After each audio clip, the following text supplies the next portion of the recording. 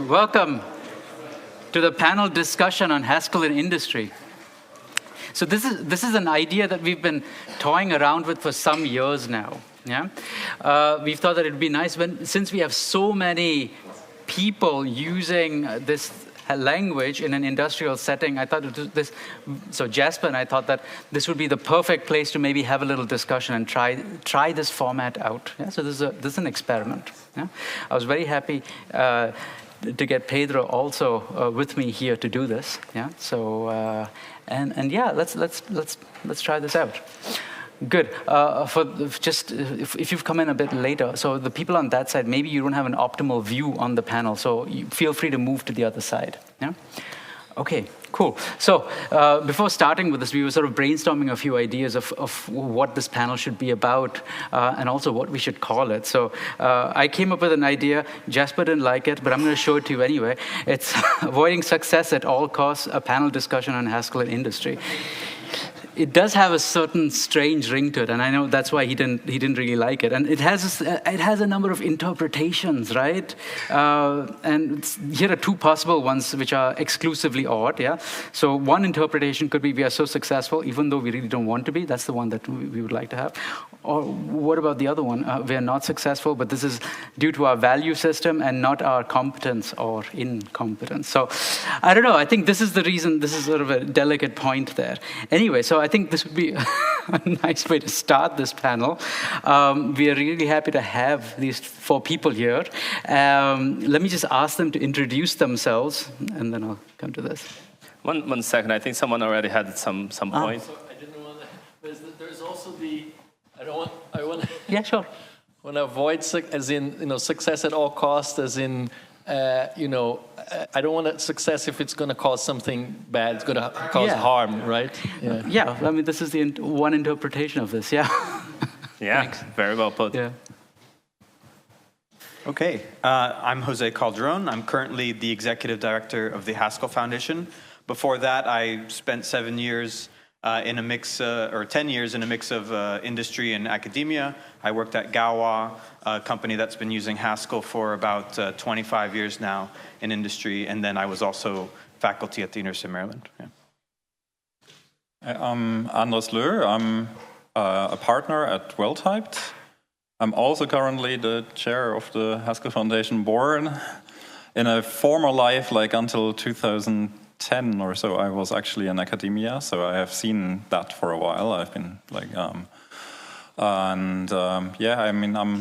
I'm using my 30th Haskell anniversary is coming up in 2 years. I guess Simon is probably already past it, but I've seen sort of Haskell grow over the years, right? I'm still actually amazed. Just like whenever people are saying Haskell is dying, I'm just happy that it's like so much larger than it used to be when I started. So I'm Simon Marlow. I think of myself as a Haskell in industry survivor. So I recently left Meta, having been there for nearly 12 years, and starting a couple of big projects, one of which was decommissioned while I was still there. I think I've learned a fair bit over the years of what works and some things that don't. And before that, obviously, I worked on GHC a lot, so I've been in this community for a long time, and as Andre says, it's great to see the community just so large and vibrant. Hey, I'm Marc Scholton, founder of Digital Induced and a big Haskell fan. I think, at Digital Induced, we mostly use Haskell for, we are mostly, I think, known for IHP, which is a Haskell web framework. We use this in the past for our client projects, basically, which we did. And we also run our own projects for example, we have TextCon AI, which is like a GPT wrapper product. And we use Haskell, I think. Cool. Yeah, thank you very much. And Pedro, you want to say something about it? So Pedro and me we'll try to moderate, but yeah. Well, thanks everyone for attending this session. I'm Pedro, host of the Type Theory for All, and I've been working closely with Farhad this last month, and a half sort of thing, and thinking about what we could make and what kind of conversations could we do. So I've been trying to consume quite some content and some media and getting myself into this discussion. Like there's this very big discourse thread about how to grow Haskell, for example. It's almost 270. Is it 270 like replies? It's just like a huge book. I couldn't get through all of it. Everyone has a lot of points and a lot of thoughts on where to grow, how to grow, who is hiring, what, how. And I see that there is a lot of controversy and a lot of and what draws the most attention for me is that people are very passionate and really want to see Haskell being successful. And I think that is extremely valuable. And this is what I thought with Farhad and Jasper for us to come here today as a community and, put the best brains into working into maybe not necessarily solving this problem, but what are the things that we can do as a community to drive this forward? So I'm really excited to be here, to hear from these people who has amazing experience. And I'm sure that some people in the audience also have a lot of experience. So we really, really would appreciate if you can step in, ask questions as we go along. And we also put 2 extra chairs here if someone want to volunteer to tag along. So do you want to start? Yeah, that's great. Thank you very much. And also, we also have 2 microphones in the audience in case, one's there and one's with Andreas there. And so, so it's meant to be somewhat interactive. We'll start with the panel here, but let's see where it goes. Cool, let's start. So I think a good place to start is out of your experience, and anyone can pick this up. But out of your experience, throughout these years, how do you see the growth of Haskell being used in the industry? Is it just a feeling that it's growing, or is it objectively growing? I think Jose is the right person to tackle that one. Quick show of hands. Who uses Haskell professionally? Right, so 10 years ago, this would not be the number of hands we would see, right? And 15 years ago, it was like 2 places, Also not just the number, the fraction. Exactly. So, it's definitely grown in terms of the number of people who are paid to do Haskell day to day. I think that's kind of an objective fact. There might be other reasons people feel like, it's less in the zeitgeist or something like that, but more people program Haskell today professionally than ever before. Yeah. Someone wants to add. I think one factor is probably also that the software industry itself is growing kind of. And Haskell is probably growing slower than like the software industry itself. And then it kind of feels like it's probably growing slower. And I think a lot of the ideas that Haskell has, like great type system and all the ideas there, are kind of getting caught up, for example, by TypeScript. And so it seems like maybe a lot of people that would pick Haskell might decide, okay, I'll just go with TypeScript, for example, anyways. And then might kind of make it feel like Haskell's growing slower. I can offer a bit of perspective from the big tech side of things, where I don't think Haskell is growing, actually. But my thoughts on this is that it's not something we should be worried about, the growth of Haskell within large companies in particular, because it's just hard to add another language when you have a large company, because the larger the company gets, the more centralized infrastructure you have to integrate with if you add a new language. So it's just hard to get started, and it's hard to keep going even when you are started, and that's the experience we had at Meta. So let's not worry about whether we're making inroads into large tech companies, but I mean, clearly the growth among smaller companies is very active, so we can be happy with that. Mm-hmm.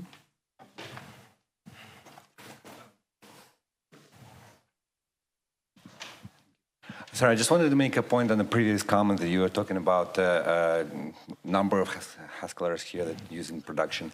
But it can be potentially attributed to the fact that number of programmers in the world growing in general. From 22 to 28, I just looked it up, it increased by 70%. So it would be good not to lose the share at least maybe not grow, but at least not lose the share in Haskell. It would be very nice. I don't know what we need to do, but yeah.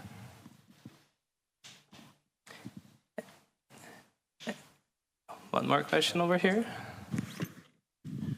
Yeah, I mean, I think my perception has been a little bit that growth hasn't been growing. And probably over, you're talking over 10, 15 years, absolutely.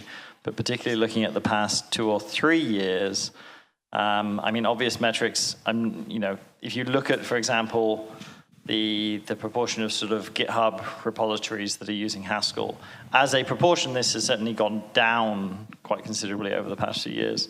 Likewise, looking at, I think, how many references on Hacker News, things like this come to Haskell, has actually dropped slightly over the past 2 years. And it feels certainly to me like there have been a lot of 4 years ago, we were seeing a lot of companies using Haskell. I feel like I've seen more companies ditching Haskell over the past 3 years than I have seen companies taking up Haskell.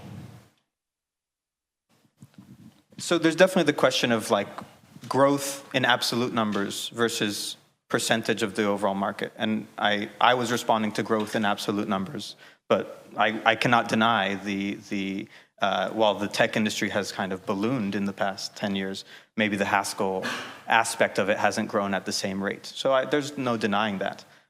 But in terms of absolute numbers, we have definitely grown.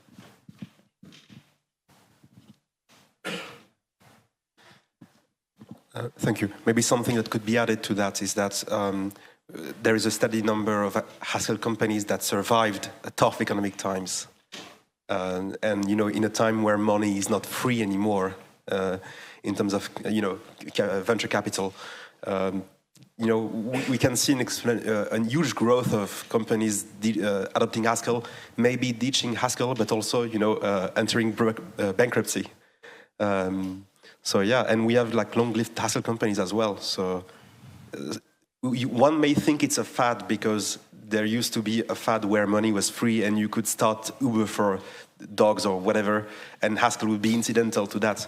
But there's a lot of companies who are still using Haskell because they're also in good financial health, because the product is sound, because the business plan is sound as well.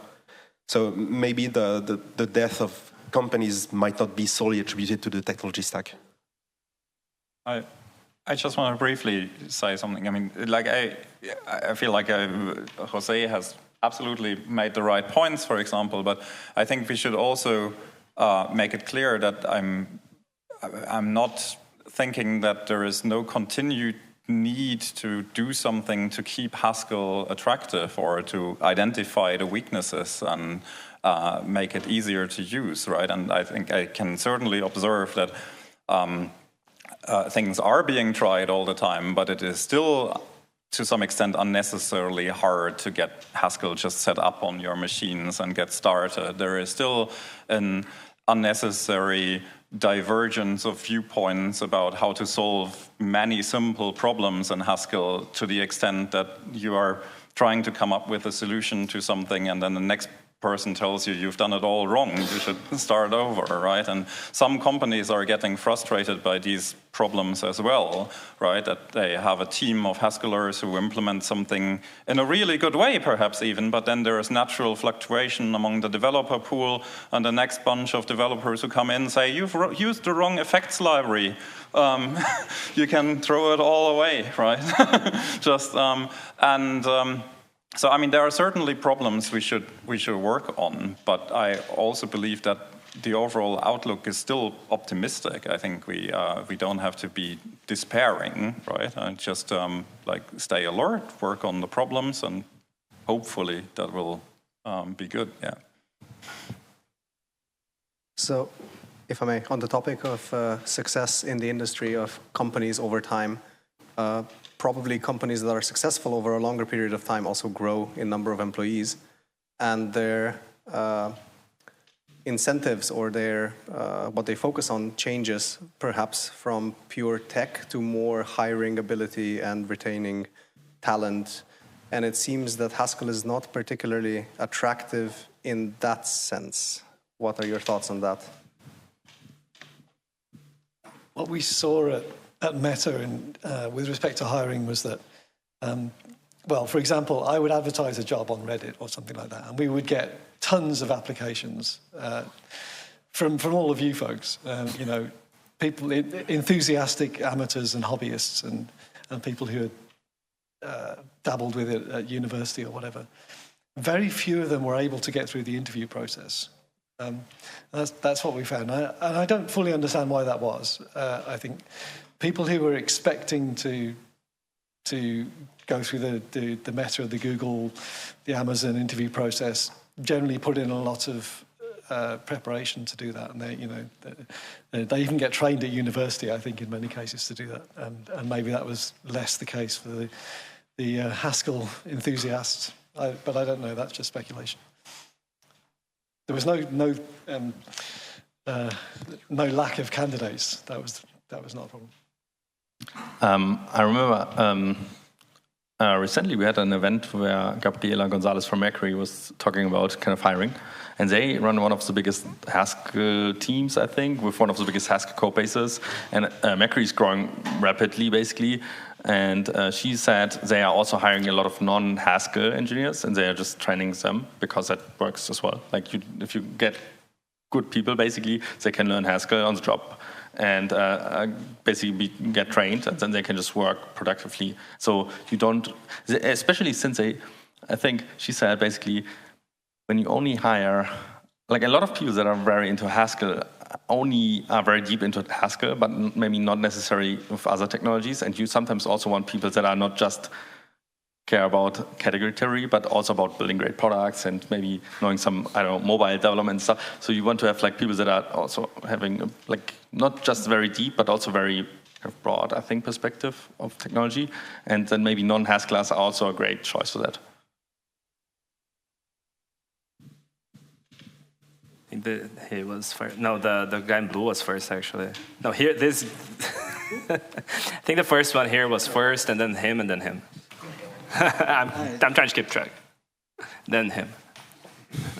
Are we good? Yeah.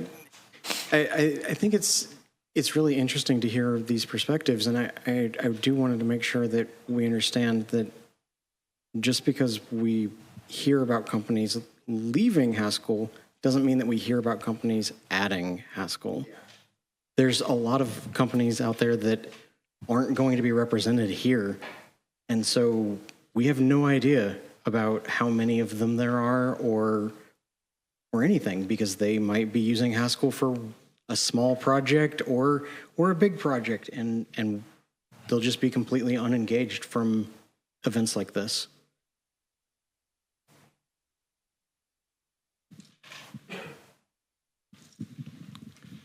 Hi, everyone. I wanted to add my opinion on this. The pattern I've basically recognized over the last decade or so is that companies enthusiastically adopt Haskell for a certain amount of time, and after testing it industrially, they then decide to give it up. Hasura being the case, Pusher being the case, Meta being the case. And in each of these cases, I find that the original motivation was programmer-centric, in the sense some enthusiast proposed something, it got adopted due to a trust chain, and the experiment finally did not cross the hurdle of business validation, so to say. And so what I think is that as a community, we have always directed all our efforts towards making Haskell better for the programmer. But we need to shift our focus to making Haskell better for companies, like Go. For example, no programmer loves Go, but companies love Go. Because it works at scale. There is very reliable tooling. It's very fast. It addresses those issues that companies face at that level, at that viewpoint from the perspective of a business leader or a business person. Like we have worldviews in programming where we have worldviews, right, for the computer. So we as Haskellers, we are using the user space. Someone else is working on the hardware abstraction layer. Someone else is working on a different layer. Like that, there's a view, I think, at a stratosphere of business that we need to double down on strategically and standardize Haskell in some way and put all our efforts to making that concrete. So I won't claim to have all the answers. I just want to say I completely agree. And the way we think of this in the foundation is we talk about it as de-risking Haskell from a business point of view, right? We want people who are making the business decisions to feel good about it and to not feel like there's a huge question mark about the reliability or, you know, the long-term future. If this one Haskeller leaves, are we completely, you know, downstream? So I just, you know, I won't claim to know the exact path, but that's how we're thinking about it. How do we make it so that it seems less risky to adopt and to keep it? Yeah. So I agree. Yeah. I would also like to say that, I mean, I would still hope that the developers continue to love Haskell, right? So that it's not mutually exclusive. I think there we are back at the at all costs thing, right? I mean, because if it were mutually exclusive, then I personally would actually say I'd rather work in an unsuccessful language that is fun than in a successful language that is not fun, right? But we very much hope that we can achieve both at the same time. So we have him, and then him over there, and then him here, and then you, and then the other guy over there. We have a lot of questions. Hopefully we can get through all of them. Keeping track, right. How do one say that the company has grown? Well, the company hired more developers, right? In case of a Haskell, probably you don't need as many. This is what we observed, like the number of people working on different projects and problems are relatively stable, and we don't require a new hire to happen. And we still consider it as a great success because the rate of changes is very much higher than in other technologies. So it's naive, I think, to judge the growth of the Haskell number of Haskell people, absolute numbers or relative numbers, judging on how many companies are using that. Probably we don't need, probably the rate of, or the measure of success is the teams are getting more stable. Don't you agree? Yeah. I mean, another thing that I often observe is that, and I'm not saying this is always the case, right? But we are all still sort of having a perception bias, seeing Haskell as an exotic language. And that leads to situations where we tend to say that if a project fails, and projects fail all the time, that it fails because of Haskell. Whereas when projects succeed, we tend to say, oh, it succeeded despite Haskell. And I think that's a little bit unfair, right? Because most of the time, in my experience, projects succeed or fail not because of the programming language that they've chosen. There are other factors which are far more important. Of course, it also means that Haskell isn't sort of the silver bullet that makes all projects succeed suddenly. It's just not the case. But the main driving factors for success or failure are other factors. Yeah, and I think, so you mentioned you think that you need fewer developers and things are more stable. I think that aligns, I think, with some of the things that I experienced where people tended to not move on from a position if they were in a team where they were using Haskell and they were happy. And, you know, we shouldn't underestimate the effects of happiness on developers. If they're comfortable using their language, they're not going to seek out something else and move on, and you won't see as much churn. I think also there's like a thing that basically the values of the engineering team is kind of embedded in the final product in some way. So basically, if you have an engineering team that values correctness and quality over other kind of attributes, you kind of see that in the product a little bit. I think one great example is Mercury. If anybody uses Mercury, you know they have a really great product, basically. And I think this kind of stems from their engineering culture, for example. And so I think it's, while kind of the successful product is kind of independent from the programming language, it still affects the outcome in some ways. Based on your industry experience, what would you say are the domains where Haskell shines? Probably compilers and the web backends, maybe anything else?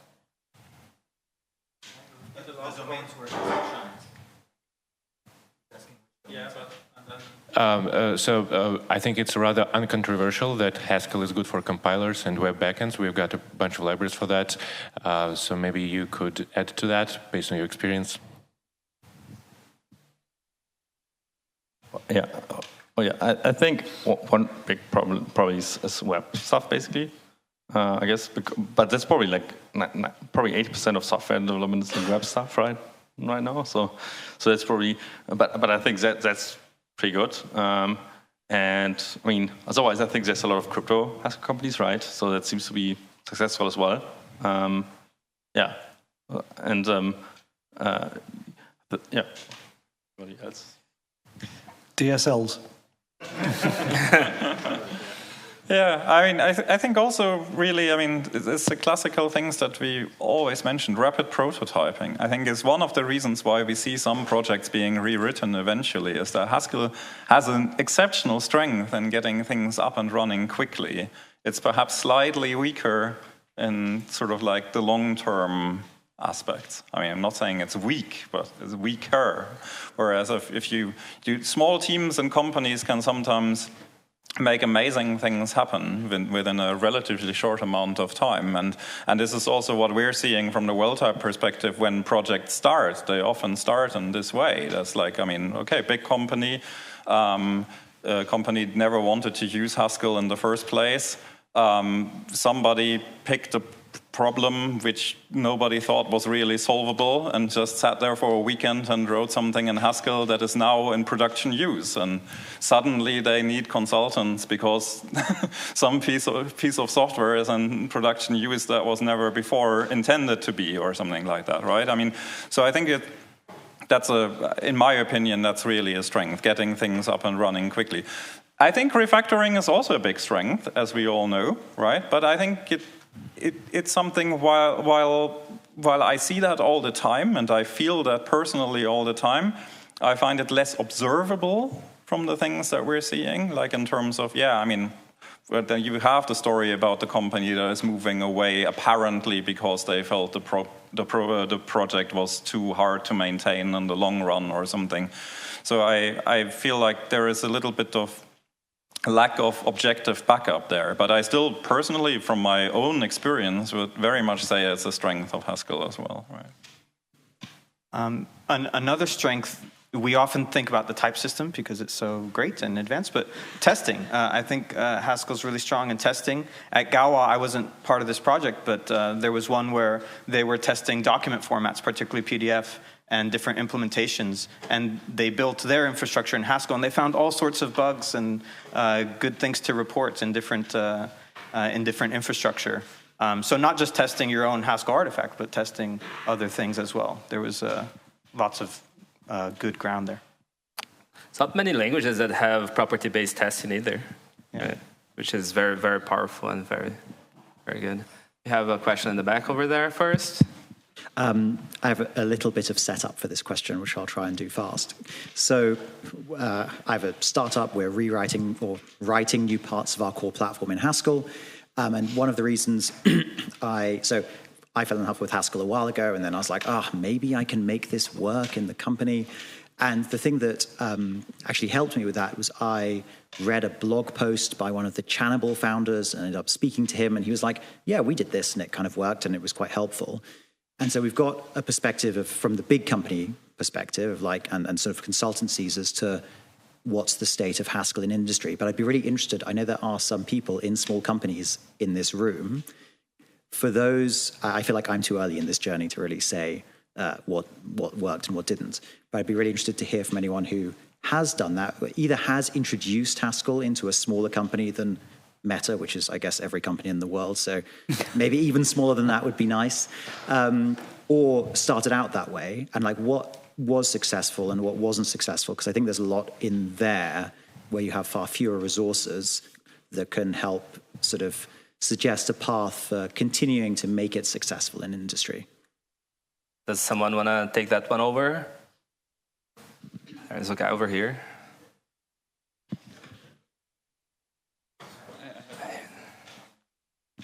Yes, the story of Channable introducing Haskell was Channable was a Python-only company.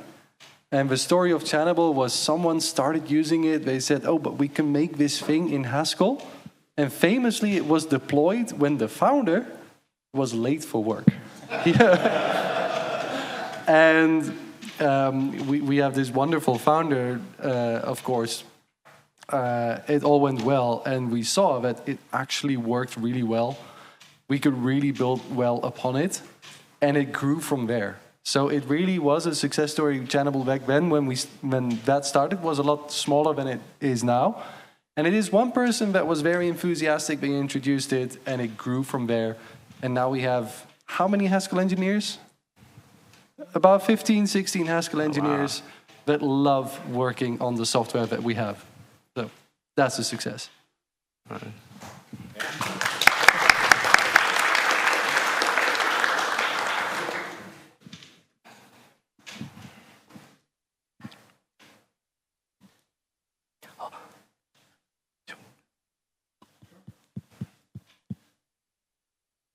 Oh, it's my turn. Yeah, go ahead. Just to add to the question, which domains Haskell shines in, an answer that I am very sad isn't brought up more often is we seem to have a community that is the envy of all other programming communities. I'm involved in some other, let's say, niche programming communities, and they look to Haskell for inspiration, and their topic's titled Haskell Envy. How do we get a community that's so passionate yet respectful and striving for excellence as the Haskell community? And I think while we might have some struggles that we don't know how to surmount, we also have somehow managed to build a community that is the envy of other communities. Yeah. Do you have a question? Okay. So another trend that I've seen over the years is whenever people switch from Haskell, usually is Rust, right? And quite often it will be somebody like a prominent Haskeller that been in Haskell for a long time, and then all of a sudden they change their mind, and they start pushing everybody to let's go ahead and rewrite it in Rust because it's now a much better language. I have a few examples of that, like. 3 of us worked at FP Complete, and the majority of the projects or clients were moving to Rust, and not only because the clients were moving, but because also the developers were trying to push towards clients like that. And it almost even happened to Cardano. There was a prominent Haskeller that decided to switch to Rust and then tried to push everybody else to rewrite the whole thing in Rust, right? Luckily we won and it's in Haskell. But maybe one way we can stop this trend is learn something from Rust and make something in Haskell better. I'm not a GHC developer, so I can't say if it's possible or not, but maybe it's something worth looking into.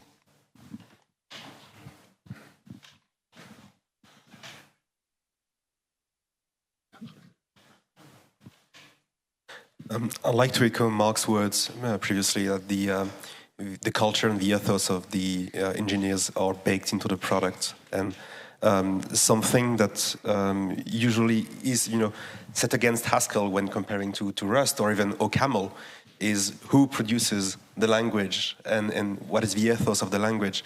And for example, Xavier Leroy, the creator of OCaml, is very much a systems person.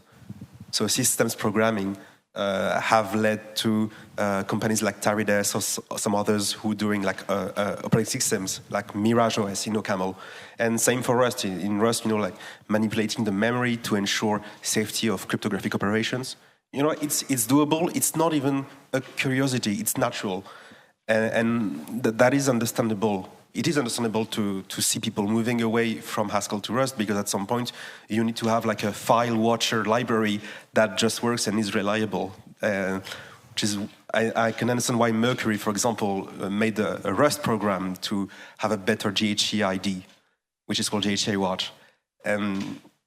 It's something I discussed with David Christensen some years ago. If the foundations at the operating system level are not sound and reliable, then it's always going to be harder to build on top of it with a,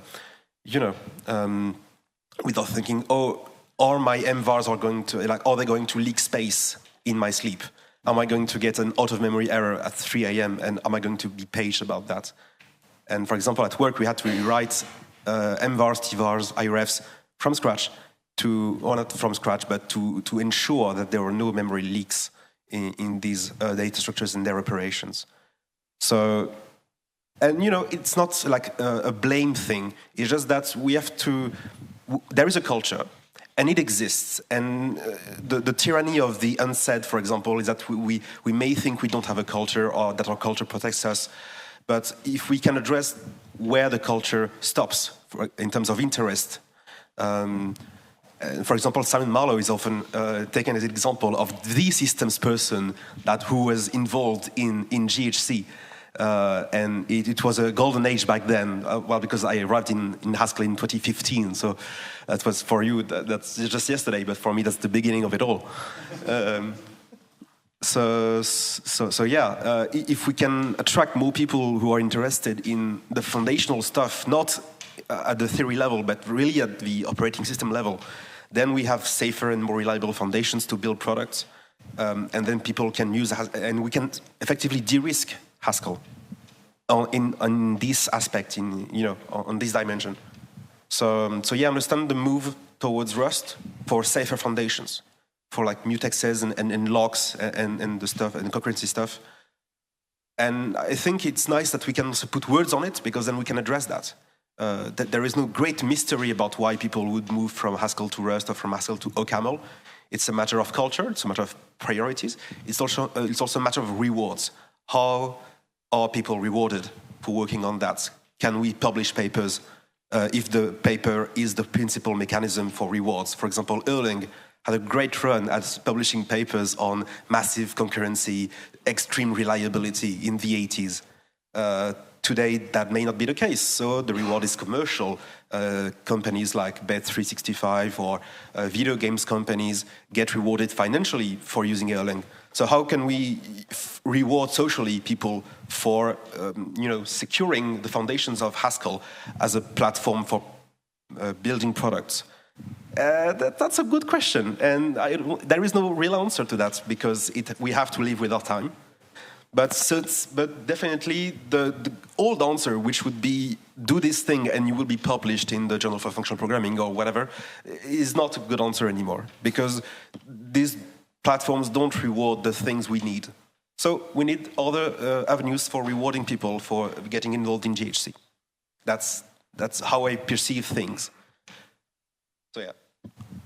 Sorry, it's not really a question, but yeah, sorry. But fundamentally, we need to attract a different type of people to whom we have to give the proper social and maybe financial rewards for making Haskell a safer platform on top of which to build. Mm-hmm.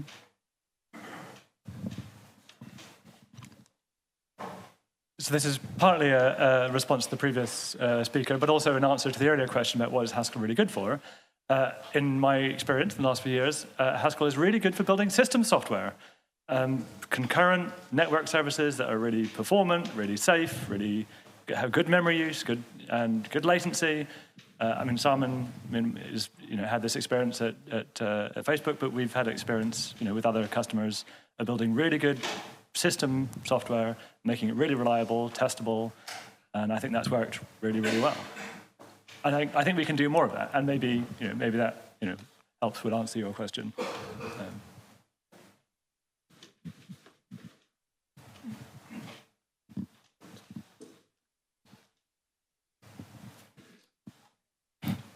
I'd like to follow up on Duncan's point, because you've given examples where Haskell does well, but on none of those examples is Haskell very clearly better than anyone else. If I think about why people use Python for machine learning, for many AI tools, it's because that's the language that you have to use. And so is there something where actually people are going to have to use Haskell because that's the only way to do this thing? And what could that be if there isn't? You had a question here? Then that guy over there. Yeah. I have a question for Simon about applicants from the enthusiast community. I'm really glad that there is a Haskell enthusiast community. So asking for a friend, basically, what would be a good way of a self-assessment for someone who is a, let's say, academic or enthusiast to figure out whether their skills are, let's say, industry scale before they even go and bother Meta with an application or themselves, So what would be a good fit? Often joining an open source project is recommended, but then, okay, which open source project? I don't know. So what's a good self-assessment that separates the wheat from the chaff there without going through the interview process? Okay. Yeah, that's a good question. So you're asking how should we as companies assess people who are... how can people assess themselves before they even apply for... how can they assess themselves? Yes. So some of the ways that you might not get through the interview process is by not being able to solve the coding interviews. I mean, that's a bit of a skill that you have to just practice. But also not having any experience of working in an industrial environment doesn't give you any of the sort of perspectives that you need to.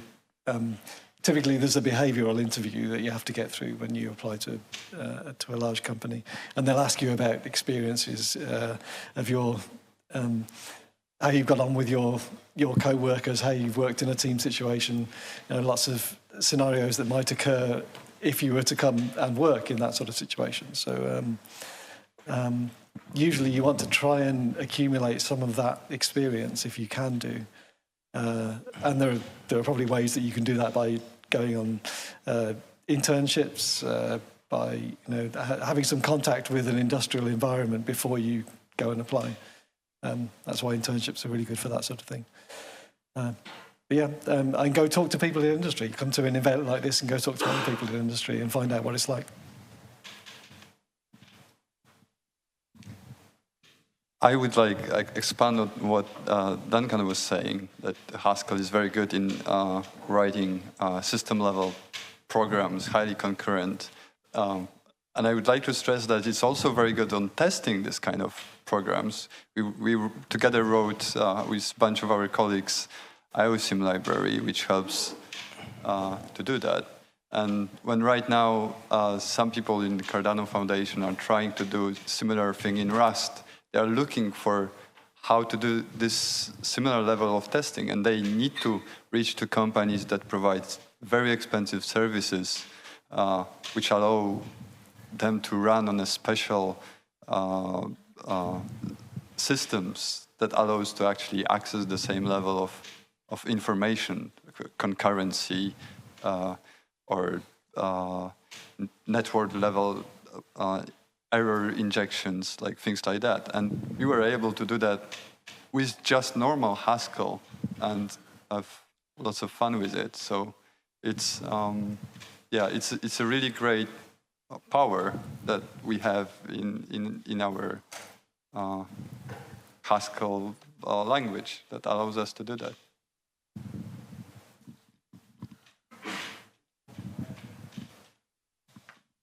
Any other questions? Okay. Do you guys have any questions that you'd like to bring up? Yeah, okay. So one thing that we found quite important was to try to reduce the surface area of stuff that people would have to learn in order to be productive with Haskell. So we had a set of extensions that we would use, and we tried to encourage people not to use more than that. And we had a set of packages that we tended to use, and we sort of built up a culture like that. Just because it's much easier if somebody's joining the team that they have a fixed set of stuff that they need to understand and learn, and to reduce the divergence for people. So did anybody else have that sort of experience? I know I've heard from other people who did it exactly the opposite thing and said you can use anything you like.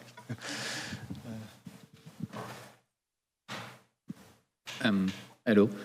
No, I'm not sure to answer that question in particular, but I wanted to bounce for another question, which I think will help, is that there is some sort of a tension between providing an easy-to-learn or a way of doing things, like making HTTP requests or how to use an effect system. But there is this tension with all the other research development that is happening, like adding linear type and extension that might be experimental. So I wonder, for example, from the Haskell Foundation point of view, and maybe from you, how do you feel between that tension? Like, should we try to focus more on making a great out-of-the-box experience with like a guided way? Maybe it's a reader T or something like that. Or should we keep on leaving the options open and letting the user discover by themselves what will work or not? I mean, yeah, I have a view on this, although I'm not going to say that this is necessarily the view of the entire Haskell Foundation. I mean, it's my personal view on this. I think it would be very helpful if, as a community, we would strive to come up with better materials about like good development practices, right? I think we are generally very good at sort of the hard technical things, but when it gets softer, like what is good practice, what is bad practice, or what is less good, or what scales well, or what does not scale well, we're still just lacking evidence or like materials that we can point to and say, this is what is proven to work. And so I would like for the Haskell Foundation, and I have suggested this before, but we still have to find a way to actually make it happen. I would like to help with such an effort to collect this kind of experiences either in a website form or in a book form or other shapes, and to just collect that knowledge somehow. And I very much don't believe in dictating anything, right? I don't think we should be saying, like, this is the library you have to use, but we can still share experiences, right? Or we can say, like, this has been successfully used over there, or this has a good track record of being well maintained and is around for many, many years. And I think it's great about Haskell that there are so many options to do every single thing. I personally absolutely love it. I also really love that there is this culture of never really being happy with anything. I mean, it's very much it's very much my own thing as well. It's 90% there, yeah, but it does this one thing bad, so we should still strive to be better. And yes, we should. But at the same time, we should not tell every newcomer that they should wait for like these extra 10% to be fixed or use the latest greatest, but we should say, in the meantime, we have perfectly well working solutions, and these are them, right? Not any of the other 20 libraries, right? And it's very difficult to navigate this space for all of us, like including me, and I think we can do much better there. Yeah, I agree. I think some sort of collective knowledge on best practices and reliable tools and safer choices, you know, from a long-term engineering point of view, I think that would be really valuable for the community, right? And but I also agree that there's part of what makes Haskell what it is this spirit of experimentation and innovation. So, you know, we don't want to dictate, right? The C++ community has this sort of tension too. C++ is a very large language, and you know the C++ one company uses might look very different to the C++ another company uses. But there's still like a notion of like, if you're starting a C++ project in 2025, here are the kind of best practices. And you see less of that here, and maybe we should have a similar thing here. I think a good counterpoint might be actually the JavaScript culture and the ecosystem, because I think like every Node.js project kind of looks so different, and every JavaScript project kind of is built in very, like, for example, in Rails you have like standard software architecture and everything, and you don't see that in most JavaScript applications, and I think like that's like the most popular technology right now. So in some sense, maybe that's not a critical factor for that. I think it's still nice to have, but it might be not a critical factor for Haskell, kind of.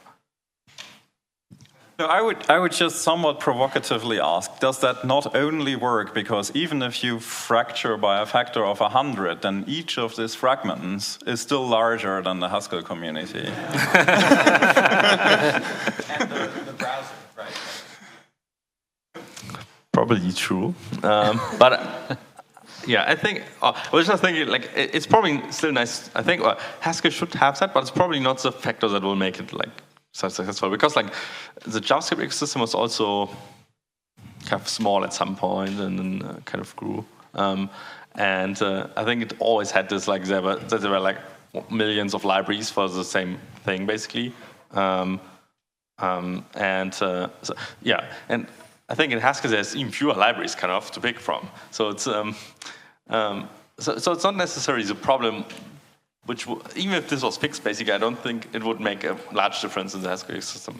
And I did have the same perspective, I think. I think one of the ideas in IHP was, okay, we will make like a standard structure and everything, which I think it works. It actually helps like when switching projects and everything. But I don't think it's like the thing that will make Haskell successful in the future. It will just not make a huge difference. Maybe to beginners, but probably it just will not be the critical factor, I guess. Okay, so we are starting to run out of time. There are 4 people that want to raise their hands. One here, there, here, and there. Not necessarily in that order. It's there, and there. Okay, so let's start with that. Oh, you were also in? Okay. Yeah, Anders is correct. The opposite is also true. And one of the ways that we can communicate these best developer experiences is through good tooling. And as software engineers, this is something that only we can do. And it's a huge advantage. And if we look at other languages, the thing that amazed me about Cargo was the color in the error messages. It's a small thing, but when you can visually look and see what's going on, it's such an important change. Things like automatic formatting, someone mentioned Go earlier, and there is one way to format Go, and we now have that with various tools that people can use. When you don't have to think about these things, you do the thing that is best practice automatically. And so it all ties into what you said at the start about tooling. There is a very popular Haskell package called Postgres, which I'm sure many people have encountered. The version on Hackage is version 9. They're currently on version 12. We have some things that don't take that much effort but can actually do a lot. And so actually implementing this policy in terms of tooling, I think that's got to be a way that we can compound our efforts.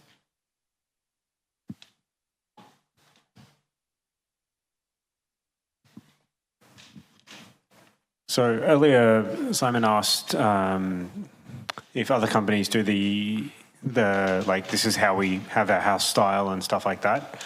At Bellroy, that's pretty much what we've had to do. It's not extremely prescriptive, but there are some parts where we started with kind of a general, here are the vibes of how we try to Haskell, and here's like, if you try to do something that's kind of with the more powerful tools, then generally chat to your colleagues first, and then from that has grown into, like, we recently added a document that's basically just here's how we use Servant, and to try and make every use of every definition of a web API look like the same style of Servant, and to use Servant rather than doing it in other ways. So that sort of thing has been helpful for getting on-ramps in, and we're slowly trying to get these things up onto the blog as they mature. But yeah, Anders, maybe we should talk in the downtime about what you think the Foundation's approach to collect this sort of stuff might look like. Yeah, I think a great vehicle for evolving that culture in your company, or building up the culture is around code review. So if you have a good code review culture, that's a great way of sharing knowledge and also honing the finer details of what your particular flavour of Haskell should be. I think that does help. I think we've been finding that a lot of stuff needs to happen before code review, not just with like Haskell feature selection, but sometimes even deciding on approaches and stuff. And so larger experiments will tend to be brought up at a weekly kind of let's talk about fun FP stuff kind of call.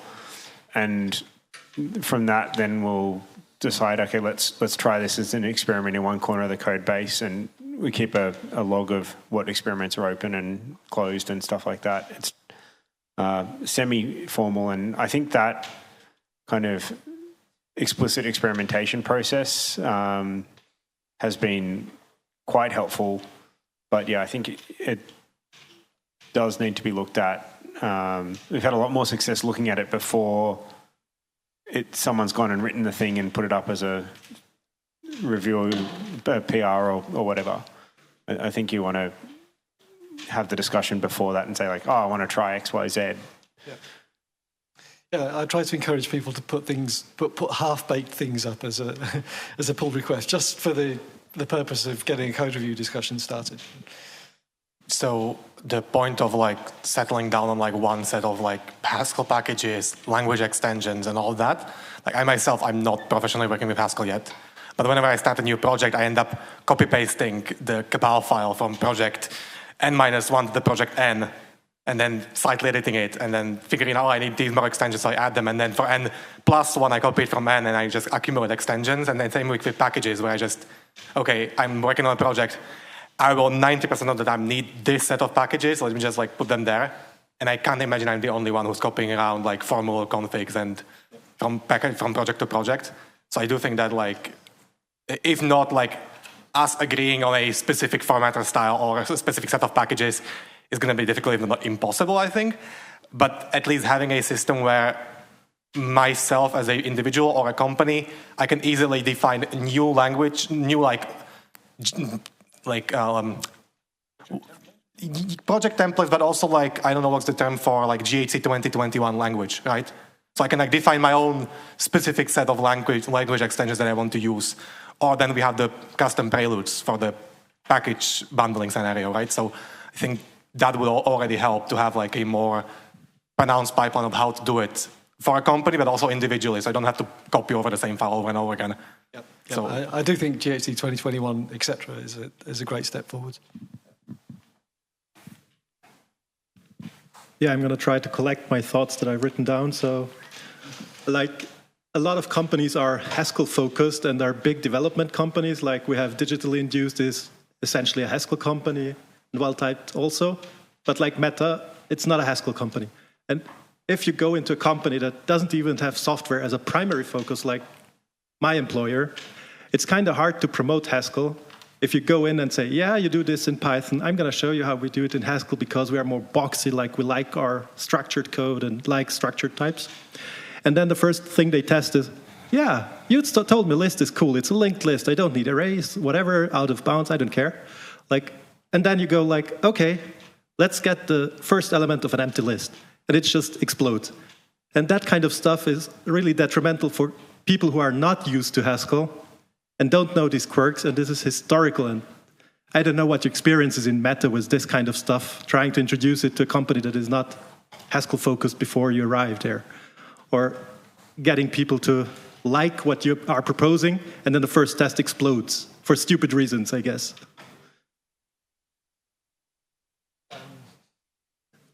I think this is in some parts correct. Yeah, I know. Like this is being worked on. Another example is directories, like reading directories and getting recursively directories, not files as well. Like that API is kind of clunky for someone who is used to nice APIs, just grab all the directories, ignore the files, or grab all the files, ignore the directories. So that kind of stuff is historically grown, but it's really hard to show off, like, Haskell is good, we have types, we like boxes. And then we just grab everything stringy if we want to read a directory. I mean, I had a discussion with someone, actually, who was also active in the Haskell community, like, I think, more active in the Haskell like 10 years ago, and he also ran like a consulting company in the Haskell space, and they were also using Haskell for that. And he was basically telling me, okay, like if Haskell is so great, basically instead of like selling the advantages of Haskell to other companies, basically, you should just prove it yourself, basically, by building your own products. And I think that's the correct approach. For example, at Digital Induced, that's what we are doing, kind of. I don't think it's. I think it's easier to build your own Haskell products, basically, than to sell Haskell to other companies in some ways. And I think if you look at the big Haskell companies, that's what they are doing. Yeah, so I think your analysis is probably correct, yeah. And I guess I have another thing that came to my mind, and I don't know if I can structure it well, but I'm going to try. Like if we have like Postgres as something that almost everyone uses, we have like 5 libraries that everybody could use. One is very much into the constraints kind of part, like Beam, okay? We have constraints on constraints on constraints, and somewhere there might be types and actual code, but most of it is constraints. On the other hand, we have like HASQL, which is kind of nice and direct SQL into Haskell. And like in a lot of libraries, you get like 90% of functionality really well with a typed interface, which you can really use. And then the rest of the 10% is like, okay, here we have stringly typed SQL for you, and let's combine it in a way that a transaction can contain something that is very well defined in Haskell and something that is not at all defined. And I think we're missing something like interfaces in other languages where we can program against it and all the libraries can share a similar or the same interface and don't need to implement like a library as well as an interface to the library at a time, so they can cross-pollinate somehow and use each other's, like be interchangeable in some way. Like in theory, we have classes, but I don't know where there could be a balance that is better there. Like maybe Backpack, I don't know. Yeah, I think your Backpack is probably done. I think probably other languages have the same problem, and I don't think there's a perfect solution for that. And I know if that's necessarily like such a big problem in the Haskell community. But I get the point, but I don't think it's a huge. It's not one of. I would not say it's one of the core problems Haskell has. I think it's much more important to have like faster compiler and smaller binaries and stuff. I think general tooling should be better, but I don't think the libraries are that bad. I think they actually, if you compare to other like JavaScript libraries or something, I think they're much better actually. We're only taking these last 2 questions. We're running out of time, so you can take it offline later. Okay, so I have a non-serious question and a serious observation.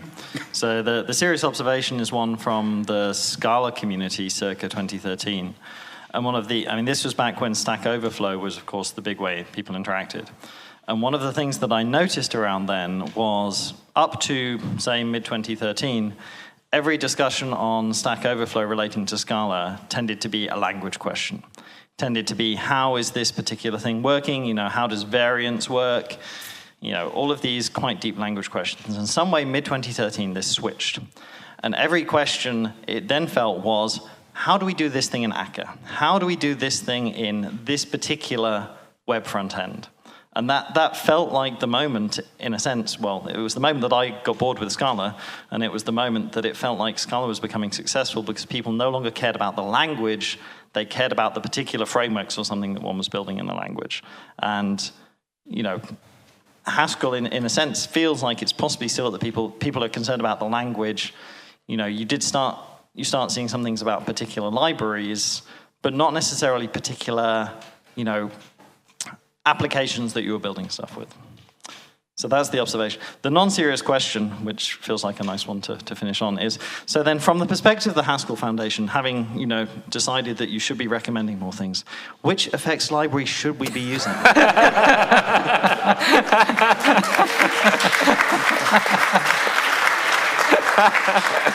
Is Tom here? Is Tom here? He's not here. I can say whatever I want. No, no. Tom's on the board. I think the correct answer is bluefin, right? That's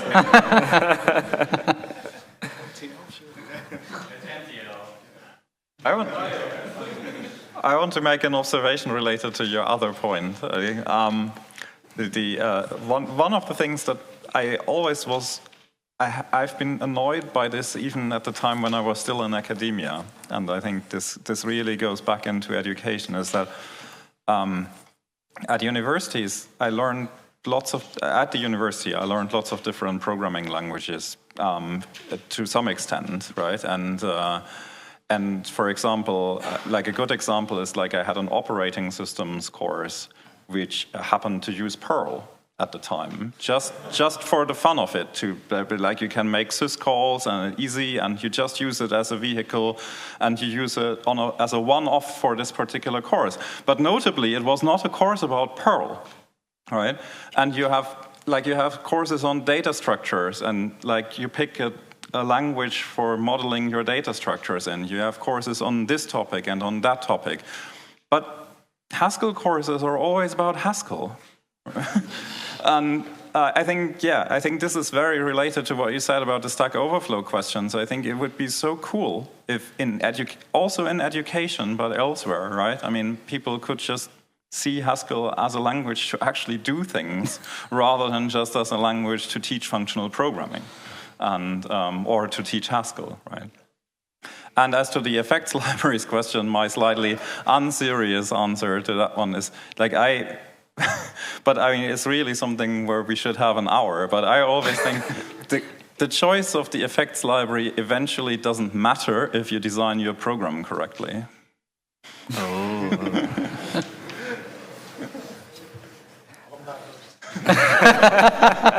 All right, last question. All right, thank you. So I want to actually chime in about the tooling, maybe from a very different angle, because I haven't heard it today. So just first of all, from my company experience-wise, we have built docs for our products. My company is not a Haskell company, but we build docs.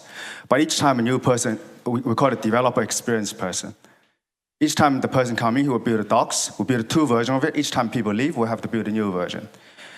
But this time we decided to do something different. We're gonna just integrate it with the AI. We're gonna do the MCP server. We don't do docs anymore, too expensive. So I want to actually give another thought about tooling, because we have been mentioning tooling for so many years. We know why it's not done, because of the cost. Who's gonna do that? Who's gonna coordinate it? So in this age, I know with all the vice and pitfall of LLM, we all know that. But would it be a chance for us to actually tackle this tooling problem from a different angle, a cost-effective angle, so that we can actually get something done, instead of every year we come here and talk about how much pity that we can make the tooling better? Maybe the AI can help us, especially for the boilerplate. I heard people talk about boilerplate, but why? ChatGPT maybe can generate one for you. You know, why bother to spend a year of many people's time to build one? You know, maybe it can help 80% of time.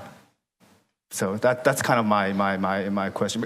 Really, from the company owner, sort of the business perspective, that the cost of building a Haskell tooling, I don't know when it can come, but maybe the AI is a solution in a way, if we can call it AI. I think that's actually very true. It can also probably help with stuff like the error messages, because I think the GHC devs don't give us good error messages, even if we complain always. And maybe if you put like an LLM layer on top of GHC, for example, it could be much more friendly and just help you like solve errors faster, basically. And that will work today, so somebody could just try it out and work on that, I guess. It's actually a pretty good idea. All right. I assume everyone is a little bit hungry, at least. I know I am. But on our closing remark, I would like to say that, personally speaking, I find it surprising how much of a success Haskell has, given how it was born, like given its history, how it was born, you know, like from these exciting researchers that was excited about lazy functional programming back then. And if you look at the history of really, really successful programming languages, usually what happens is that there's this huge company that want to solve some kind of particular problem, invest a lot of money, and people will follow that train. And that's not what Haskell is about at all. Haskell, in my point of view today, is about this, about the community. It's about people who is extremely excited to learn these incredible ideas because, I don't know, maybe it feels that there is something more there, right? Like there is something more essential or more beautiful. I don't know. I know that I find it very, personally speaking, I find it very enjoyable to learn these things. So with that remark, I would like to thank everyone who's here. Thank the panelists, Farhad, for this. Thank you everyone. It was a really great discussion. Yeah. Yeah. Yeah.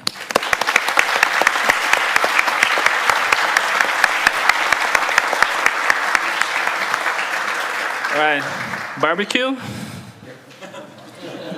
I want barbecue.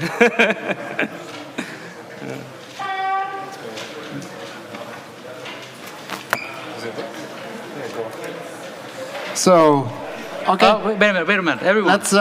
We're about to enjoy the barbecue generously hosted by Jane Street. So even though their employees are not here today, let's thank them. And yeah, let's all enjoy the food. And